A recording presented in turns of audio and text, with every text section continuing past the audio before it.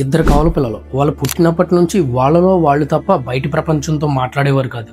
కొన్ని సంవత్సరాల తర్వాత జరిగిన దారుణమైన సంఘటన తర్వాత వాళ్ళలో ఒకరు మాట్లాడడం మొదలుపెట్టారు.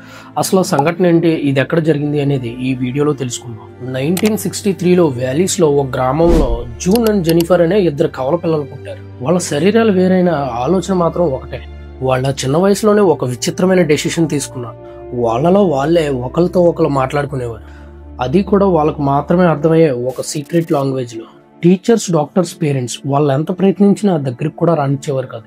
ప్రపంచం వాళ్ళని సైలెంట్ ట్విన్స్ అని పిలవడం మొదలుపెట్టింది. వారి ఒంటరితనం పెరిగే కొద్దీ భయంకరంగా మారడం మొదలుపెట్టింది. సైలెన్స్ వైలెన్స్ గా మారి వాళ్ళని అగ్ని ప్రమాదాలు, దొంగతనాలు చేసే విధంగా మార్చింది. చివరికి వాళ్ళని బ్రిటన్లో ఉన్న సైకియాట్రిక్ హాస్పిటల్కి పంపించారు. అక్కడ వాళ్ళు 11 సంవత్సరాలు మందులతో, ఒంటరితనంతో జీవించారు. వీళ్ళ స్టోరీ విని వీళ్ళని మార్చాలనే ఉద్దేశంతో మార్జరీ అనే ఒక జర్నలిస్ట్ వీళ్ళ లైఫ్లోకి వచ్చింది. వాళ్ళిద్దరిని వేరువేరుగా ఉంచడంతో వాళ్ళ మధ్యన ఉన్న ప్రేమ ద్వేషంగా మారడం మొదలుపెట్టింది. ఒకరోజు జర్నలిస్ట్ వాళ్ళు రాసుకున్న డైరీ చదువుతున్నప్పుడు ఒక పాయింట్ చదివి ఆశ్చర్యపోయింది. అది ఏంటంటే, మనలో ఒకరు చనిపోతేనే ఇంకొకరు స్వేచ్ఛగా ఉండగలరని రాసుంది. 1993లో వీళ్ళిద్దరిని వేరే హాస్పిటల్కి మారుస్తున్నప్పుడు జెనిఫర్ జూన్తో ఒక మాట చెప్పి అకస్మాత్తుగా కుప్పకూలిపోయింది. ఎలాంటి కారణం లేకుండా, ఏ గాయం లేకుండా జెనిఫర్ అక్కడికక్కడే కారులో చనిపోయింది.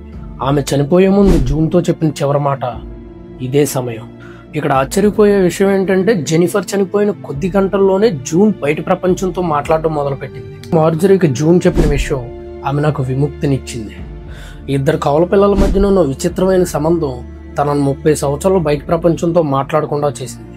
ఇలాంటి మరిన్ని ఇంట్రెస్టింగ్ ట్రూ స్టోరీస్ కోసం లైక్, షేర్ అండ్ ఫాలో.